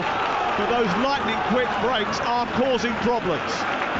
Well, they certainly are, and Brighton are throwing men forward with not an eye for what's being left behind them. All of a sudden, it's a 2-on-2 scenario, and Saka just, well, he probably done brilliant to get in the box, and he's at full stretch. He's had to go to ground to get something on it, and it just went into the grateful hands of the goalkeeper. Can I ask you, is this game as chaotic as it is? Are Arsenal approaching it in this manner because they know that dropping points at this stage of the season could be so dangerous so early? I mean, usually, if you're in this situation and you're in the third game of the campaign, you just sit there and go, do you know what, we'll take a point here and just escape, don't you? Well, it's fair to say yes. I said to Faye before the game, Arsenal need to look on what they've done the last 2 years. Don't get too excited about what Manchester City are doing. Just try and build on last year. And if you've got that philosophy, it might well be exactly what you've just said there. Let's play the game, not the campaign of a whole season and dropping points and all of those. It feels like they're desperate. Exactly that. And but let's be honest with you, the game hasn't been a great game from both teams' point of view. And more worrying for Arsenal now, Timber's down injured with his injury record. It's not good. Yeah, he's down and been receiving treatment for quite some time. You'll remember that the beginning of last season he suffered an ACL injury and missed the most of the last campaign, and he came back right at the very end. He's going to have to be replaced here by Oleg Zinchenko. And again, you do hope that that is nothing more than the fact that he has probably just overstretched himself today, having to play in a team with one less player. He's walking off the pitch okay, which is a good sign, really. So let's just hope it's nothing more than just a precaution for Jurrien Timber. And Zinchenko coming into that position on the right-hand side of the defense. What is going to be the right-hand side? Oh, no, he's going to... No, Timber's okay, he's going to stay on. He's going to go back towards the right-hand side. He came over towards the near side, didn't want to come up. Now he's going off the other side. They're going to make the change anyway. He's got off the pitch, and now Zinchenko is going to come on. Hold on a second. What's happening here? No. Referee's saying no substitution. Mikel Arteta is trying to force it through, wants to get him on the pitch, but the referee says no, and they're going to play on and not allow him to make that substitution at this moment in time. There we are. And then Pervis Estepinian has just ballooned the ball behind for a goal kick anyway, so now they can make the substitution. And Timber's gesturing to his manager. He's all right to carry on. It's almost farcical. It really is. Well, it's been a chaotic end to the game. It's been a bit like this from the beginning, really. It's not been perfect. Neither of these two teams can probably look back on their performance and think, yeah, we've done brilliantly. What they'll look back on, I mean, especially Arsenal, will look back on this and say, it's been a bit too scrappy for us. We've been scratching around trying to do things at a frantic pace when maybe, you know, if we'd just been a little bit cooler, we might have seen ourselves through this game anyway. There just seems a bit too much desperation about Arsenal, even at this stage. Maybe they know this is a big fixture that they need to get 3 points from, bearing in mind the two games that are upcoming against Tottenham, which they won't have Declan Rice for, and Manchester City, which is next for them as well. And Brighton maybe have just not quite hit their straps yet, but have shown flashes that they can cause you problems. And they certainly have caused Arsenal 1 or 2, but maybe not enough with 10 men. No, I'm just trying to compare what would Manchester City be like down to 10 men against Brighton on their home pitch. I think they would still create a lot of chances and have still more possession of the ball. And I don't think Arsenal have actually done that. Well, Arsenal haven't had possession of the ball. They've only had 26% in the second half of the game. But they have created chances. By luck or judgment. I think some of that's down to Brighton overextending themselves and being caught on the counter twice. Let's see what happens next, because the ball is down the left side with Mitoma getting into the penalty area. White slips in, nudges the ball behind, and it's out for a Brighton corner. We're into the 81st minute of the game. Jurrien Timber getting applauded from this side of the ground as he walks in front of us and goes down the tunnel. Arsenal got some defending to do here, though. Remember, Brighton's new signings, Fede Kodiolu and Matt O'Reilly, not available at this moment in time. Max Vifa is not available at this moment in time because of injury at the moment as well. So they've still got players to come back. Ball in towards the near post. It's a poor delivery. Really poor delivery by Estepinian in towards the near post. And Jorginho tried to flick it up off of the Arsenal player in order to try and make the most of it, and succeeded. So it goes out for another corner. Yes, Jorginho Ruter, but he wants to be known as Jorginho. Jorginho Arsenal is on the bench at this moment in time. It's in towards Van Hecke, heads it goalwards, and it goes behind. And then there's a collision between two Brighton players, a head collision between two Brighton players inside the 18-yard box. So, yeah, it is worth clarifying that. There is a Jorginho on the bench for Arsenal, yes, but Jorginho Ruter, but Jorginho has Jorginho on the back of his shirt as well. So we have two Jorginhos, spelled differently, but he is specifically asked to be referred to as Jorginho. And since he's the only one on the pitch, we can do that. But he is Jorginho Ruter, formerly of Leeds United, whose release clause they paid, and he has come on in the last two games, and to some effect as well, actually, in the game against Manchester United. He played a part in that chaotic end to that match. Maybe he'll play a part in the chaotic end to this one. Middlesbrough have taken a 2-goal lead away from home against Cardiff in the Championship. And Wycombe lead Blackpool by 2-1. Rotherham 1, Huddersfield 1 now in League One. Here is Dunk just in front of the centre circle. This is Talk Sport. It's finally poised at the Emirates. Van Hecke, everyone back on their feet now after that head injury.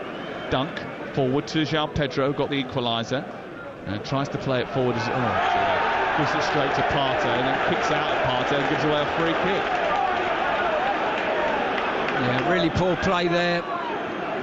João Pedro, good possession of the ball and just seeded it. And gives the free kick away, which has broke the game up for Arsenal, which they'll be pleased about. Here they come, Enciso and Adingra, to try and rev up the Brighton front line towards the end of this game.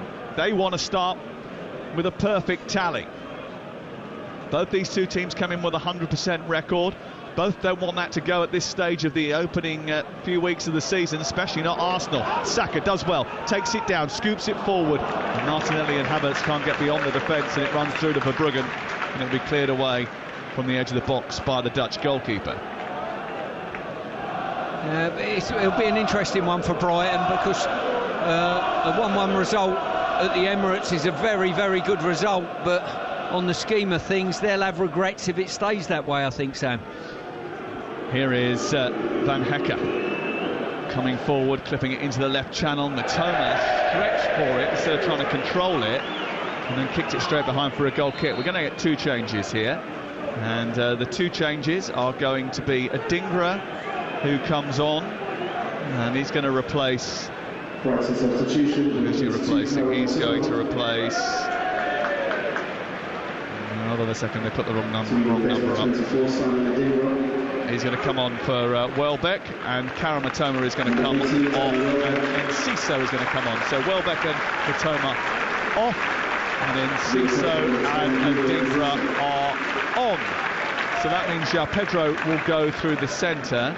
Adingra will go out to the left-hand side, where you've got four behind João Pedro now: Ayari, Enciso, Ruter, Jorginho Ruter, and Adingra, and then Baliba is protecting the back line. Enciso forward with a header after a David Raya clearance. João Pedro wins the second ball.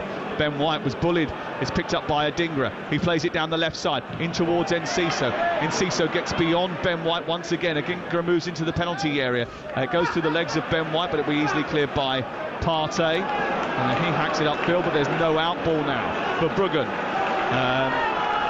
Arteta is desperate for his team to hang on here, and he's just turned round and acted as conductor of the orchestra and tried to rev up the volume inside the stadium. Adingra far side, back to Estepinian. Terrible ball into the box.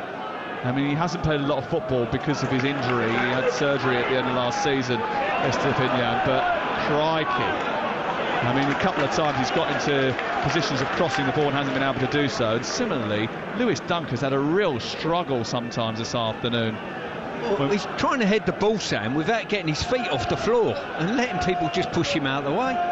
Havertz was the latest one who went up against him. 1-1, Arsenal-Brighton. The latest odds are available at Betfair, the official betting partner of TalkSport's Premier League coverage. Right now you can get Arsenal to win the game at 4-1, Brighton 3-1, the draw 13-8 on. And that's all thanks to Betfair, paying out winning bets at 90 minutes with 90-minute guarantee. Terms and conditions apply. 18+, begambleaware.org.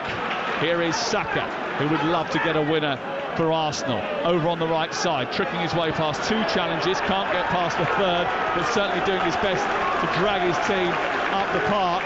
And after doing so, he obviously gassed out, ran out of steam, looked up to the heavens, looked over, glanced over at his manager, who just went, get back, help out, because the ball's coming back your way. Here's Jorginho Rutter, edge of the area, right-footed shot over the bar. Yeah, there's a few scrappy moments, and probably there's going to be Brighton's best opportunity. A scrappy moment, a deflection that drops to someone in the box. They've had one or two earlier on, and when that fell, Jorginho just cut across his shot, skied it. Arsenal 1, Brighton 1, and we're into the 88th minute of the game. And remember, Fabian Hertzler's team won it late on. And they've got home game against Ipswich up next before they play Nottingham Forest, Chelsea, Tottenham, Newcastle and Wolves. Arsenal, Tottenham, Atalanta, Manchester City, Leicester, Southampton, Bournemouth. They've got PSG to play as well in the Champions League in between all of that. Here's Estepinian again running down a cul-de-sac. Away by Partey, but can't get it clear. Picked up by Adingra, though, as he now comes forward from the Brighton left. He's within 10 yards of the 18-yard box when he squares it to Ayari. Into João Pedro, back to Belieber. Cracks it first time, then gets the deflection and cracks it a second time, but it's over the bar. I mean, the initial shot has taken the wind out of Gabriel's sails. He's on the floor lying prostrate now after getting cracked right in the midriff by that effort from Carlos Belieber. I've got to say, top quality block there. As I say, flat out on the floor, but he's took it straight in the chest. And any slight deflection beyond him, I think, would have wrong-footed the goalkeeper. Indeed. Good defending that. Really solid defending. Middlesbrough are going to beat Cardiff 2-0. They're into the final minute there. It's 1-1 on TalkSport 2 between Burnley and Blackburn. Coventry about to lose at home to Norwich. Norwich about to get their first win of the league season. 2-2 Blackpool against Wycombe. Blackpool seemingly going all right under Richard Keogh. Rotherham 1-1 against Huddersfield, who did have a 100% record in League One before today. In League Two, Gillingham down to 10 men, but 1-0 up against Chesterfield, and Doncaster 3-2 up against Port Vale going into the final minute. Well, we've only had a handful of fixtures today. I think we've had 8 in the EFL and the Premier League, and we've had 4 red cards. 6 minutes of added time are going to be put on the end here, so we still might have some drama yet, Stuart. Well, I think if anything, it'll be a mistake that leads to a winner from either team.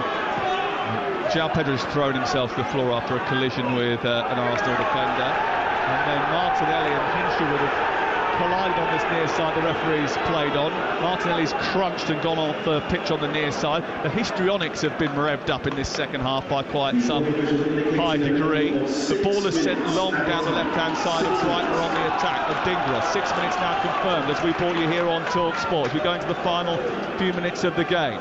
Here is Enciso clipping it into the box looking for Ayari, and out comes Raya and will grab it above the Swede's head on the left edge of his 6-yard box. Arsenal fans trying to urge them forward and get them up the pitch. Arsenal, I think, just want to see it out now. They're tired, their limbs are aching. It's Arsenal 1, Brighton 1 with Sky Sports. Don't forget, you can stream more Sky Sports football than ever before, available with no contract on now, like West Ham versus Manchester City live today. Search Now Sports, and Manchester City will go into that game knowing that Arsenal have dropped points if it stays like this, and thinking it's a good way to start the season with a 2-point advantage if they can beat West Ham. Calafiori, though, has fed Zinchenko. The ball's been played down the left for Martinelli. Saka feels he was blocked off as he went to go through the middle. The referee shakes his head. Jorginho of Arsenal comes out of the technical area and berates the fourth official. Albert Stuyvenberg does the same. Play continues, and Brighton now nick it, run upfield, down the left into the centre towards Belieber. Belieber to João Pedro. Belieber is still running. Raya comes out, collides with the goalkeeper, and Belieber collides with him, and he grabs it and pulls it into his chest and will clear away. What a chaotic end to this game. This second half has been bonkers, Stuart Pearce. It has. It's been very, very scruffy. Obviously, the sending off of Rice has created probably sent the game in Brighton's direction, if you like. But I don't think either team deserved to win. Tomorrow the Sunday session comes live from Old Trafford. Starts at 1 o'clock, and we've got full coverage of all the day's action. We've got all the goals as they go in from around the grounds. We're doing the same with Adrian this afternoon, 2:30. We bring you up to date with everything that happens in the EFL, the National League, and of course the Premier League. Here it's 1-1 in the Premier League at the Emirates between Arsenal and Brighton, but Brighton are on the attack in stoppage time with Estepinian down by the byline, into the box, deflection by White, goes behind, it's out for a corner. And it was from a corner from which they scored their stoppage time winner last week. Arsenal might be nervous that they can do so again. They're queuing up on the edge of the box. Enciso will take this corner, right-footed. There's 5 waiting in yellow. Towards Hinshelwood it goes, punched away by Raya, picked off by Saka, tried to escape, couldn't find Martinelli, and Belieber will get it back to his goalkeeper. Under pressure. There was a threat of a counter there from Arsenal. They just couldn't quite pull it off, and Brighton have been handed possession once again. And Brighton have had a lot of possession in the second half because of the man advantage given to them by Rice's sending off. Here is Enciso into the box, aimed towards Jorginho Ruter, heads it down, it comes off the defender, it goes behind, it's another corner. Really dangerous ball into the box there, and the Arsenal backline almost left it for each other. In it goes again, towards the edge of the box. Estepinian this time balloons it right over the top of the crossbar. And Arsenal's manager, Arteta, comes out, tells his team to tighten up, sharpen up and concentrate, because they weren't concentrated from that short corner. The ball was given to Estepinian and they were all at sea. They didn't know what was happening. We still got 3 minutes to go, Stuart. Yeah, they did. And I think that ball is down Holloway High Street now from Estepinian's shot. I mean, how many times has he tried to get the ball into the box or had a shot and has completely overcooked it? Yeah, as I say, this game, this Premier League fixture has been littered by sort of mistakes, I think, from both sets of players. David Raya getting a yellow card for time wasting. João Pedro trying to add a little modicum of composure to his team, saying just keep it calm. He's having a right go at Estepinian. Ball cleared by David Raya. We have played 93 minutes and 53 seconds. We've got 6 minutes of added time, so that's about 2 minutes left. Arsenal trying to run the clock down and get things over the line here. You're not fit to referee is the cry from the Arsenal fans. And a little bit frustrated with his performance, Chris Kavanagh. And Stuart Pearce said, you know, I'm afraid Declan Rice walked into a trap and got a yellow card as a result of it. He had already been booked, so that's 2 yellows, it makes a red, and that's it. Down to 10. Here is Martinelli, good touch into Saka, rides one challenge but can't get away from a third. And then Calafiori, a little bit late on Ayari, and a free kick is given, and Calafiori is going to be the latest to go into the... Oh no, he's decided not to give him a yellow card. He went to pull it out of his pocket and then just said play on. Here is João Pedro, down the left for...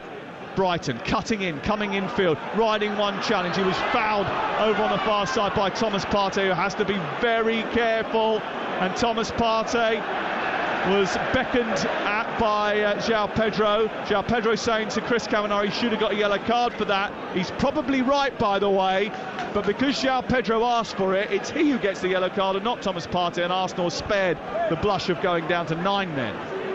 Yeah, the gamesmanship's been very, very disappointing as a spectacle, I think, today. And this probably will be the last opportunity Brighton get to win the game. Enciso and Estepinian are standing over it. Enciso should be the one to take this on the evidence of what we've seen so far. But it is Estepinian into the centre, fixed on by Jorginho Rutter. Again, it wasn't a great delivery. It hit a Arsenal player, the suggestion that there was a handball, and now the referee has stopped the game because he was checking a VAR call in his ear. That's now been overruled. He's now going to blow the full-time whistle, and that's the end of the match. Well, Arsenal drop points at home against Brighton for a 4th time in 5 seasons. Mikel Arteta has strengthened the spine of his team, but they still didn't have the ability to get over the line once they lost Declan Rice to 2 yellow cards at the start of the second half. It may mean nothing when it comes to the business end of the season, but no one challenging for the title will want to hand Manchester City any advantage, especially not this early. But Arsenal could not deal with the fact that Brighton came at them time and time again after they'd been reduced to 10 men. It was bad-tempered, full of gamesmanship and full of chances that were spurned at both ends of the field, but it finishes in the end all square. Arsenal 1, Brighton 1. Well, I mean, you mentioned it a couple of times. What a bonkers second half that was. And really, when you look at it, a point apiece is fair for a game that was like that. Yeah, it certainly is, Faye, and I'm a little bit disappointed for both sets of players. I don't think the quality of football was great today, and I think the gamesmanship spoiled the spectacle as well, and a draw would probably be a fair result for both teams. Those boos you're hearing are to Chris Kavanagh and his assistants as they make their way down towards the tunnel. That's who the fans were booing rather than their players.